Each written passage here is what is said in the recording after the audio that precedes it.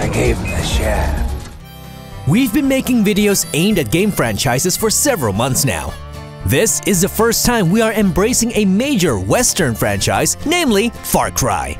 This first-person shooter series is among the most popular in the video game industry. It's likely you already have an opinion on this series, so let's see if you agree with us. Here are 10 things that will make you love Far Cry. Far Cry 5 is the biggest, most open Far Cry to date, giving you free reign to explore the highways and wilderness of Hope County, Montana, where you'll make life tough for the cultists of the Project at Eden's Gate by blowing up their stuff and uniting the locals as a resistance. Over the years, Ubisoft has created its own recipe for open-world games. Several franchises like Assassin's Creed, Watch Dogs, and Ghost Recon have been using it, and so does the Far Cry series. But only the well-armed have a chance to survive in Karat. This first-person shooter franchise offers an open world with all kinds of stuff to do. There's a main storyline, side missions, things to collect, areas to unlock, gear to level up or create, and all this in a unique setting. The Ubisoft open world formula works particularly well in the Far Cry series. And there's a lot to discover. Poking around its wooded trails might reveal prepper caches protected by puzzles or challenges or wolverines.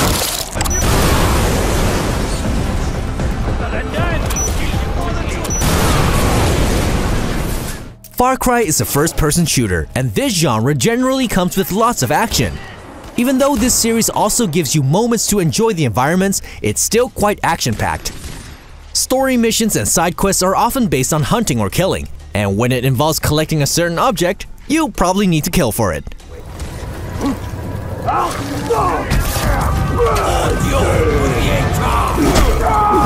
However, Far Cry is not always guns blazing. The open world gives you options to approach situations. The amount of stealth gameplay can differ per title. Far Cry 3 offers a lot of sneaking, while the fourth game is a bit more focused on action.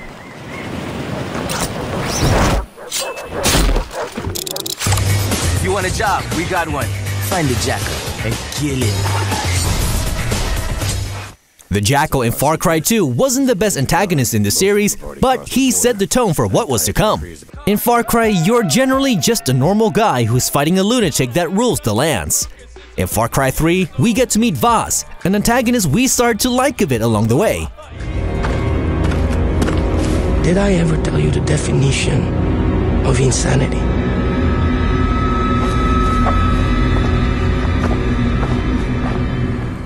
Pagan Min from Far Cry 4 was all kinds of crazy, but also charming in his own way.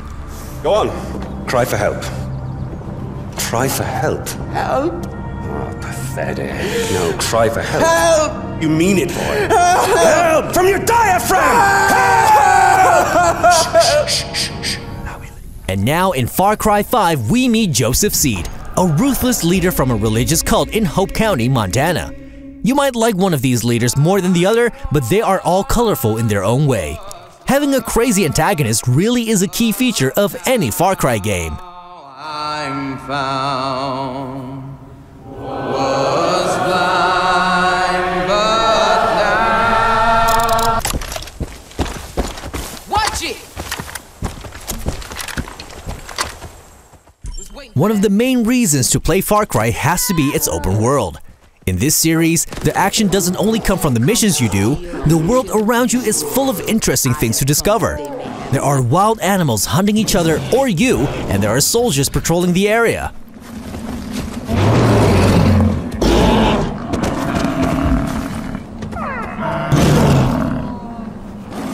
Far Cry really feels alive because of these random encounters. It's up to you whether you want to engage or not, and they can attack you by surprise, of course.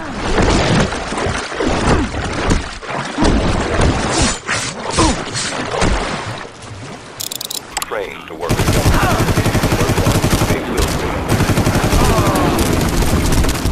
Every game in the Far Cry series is filled with weapons, tools, and vehicles. The first Far Cry was a bit more serious with the silent MP5, the Desert Eagle, and of course the machete.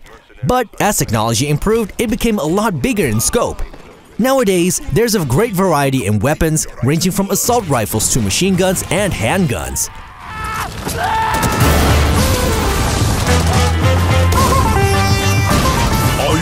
for a high firing rate SMG?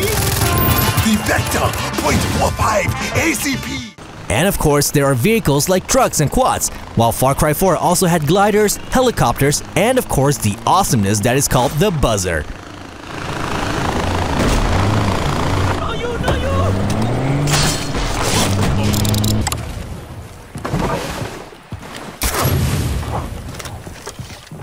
The 360 no-scope is a typical thing in the Call of Duty series, while the Battlefield franchise has become YouTube famous with its random long-distance shots or silly glitches.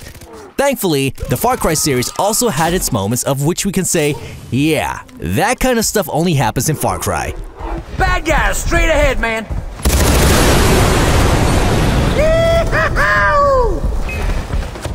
The open world of Far Cry offers all kinds of challenges, especially if you start using explosions. However, the animals in the game really open up lots of opportunity for crazy moments.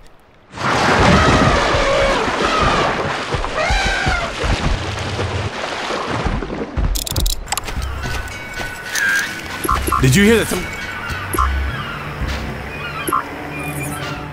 The very first game in the Far Cry series wasn't made by Ubisoft, but by Crytek. After the game's release in 2004, Ubisoft picked up the license. However, the very first Far Cry was a graphical beast for its time.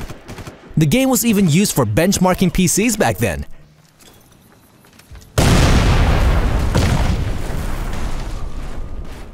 Later on, that role would be taken over by Crytek's next game, Crysis. But from the very first Far Cry, these games have always pushed the limits of your system. There is no game in the series that looks bad, and even Far Cry 3 from 2012 is still a very good-looking game. But the most original in its graphics has to be Far Cry Blood Dragon. We still love this one. Nobody threatens my planet. Michael Biehn is Sergeant Rex Power Colt.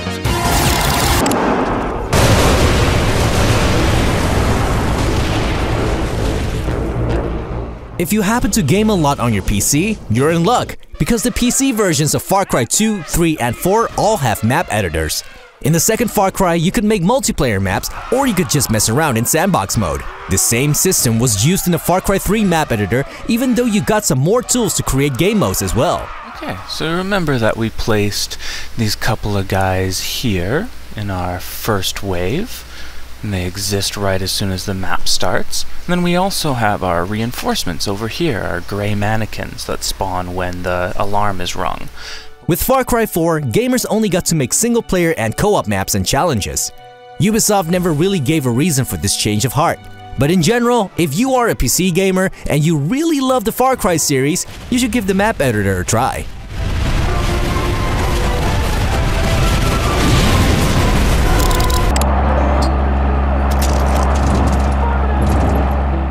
Far Cry 5 is the newest game in the series, so it makes sense that the main series has 5 games.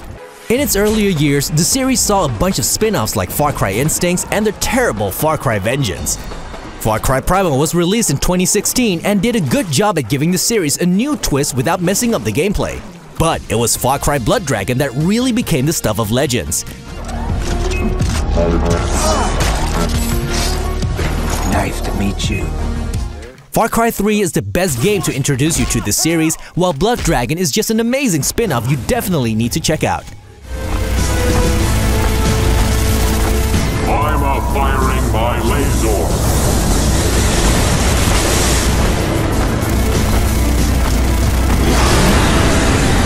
I like the part where they blow. Do you like riding me?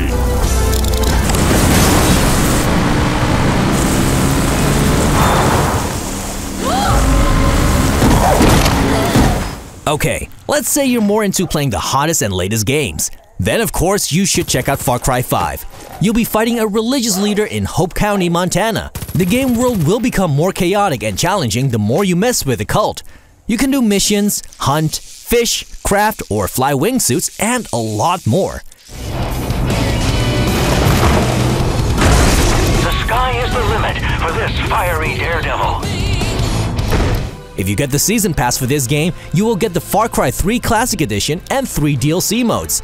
Dead Living Zombies is a zombie horde mode, Hours of Darkness is about the fight against the Viet Cong, and Lost on Mars is a battle for survival against aliens.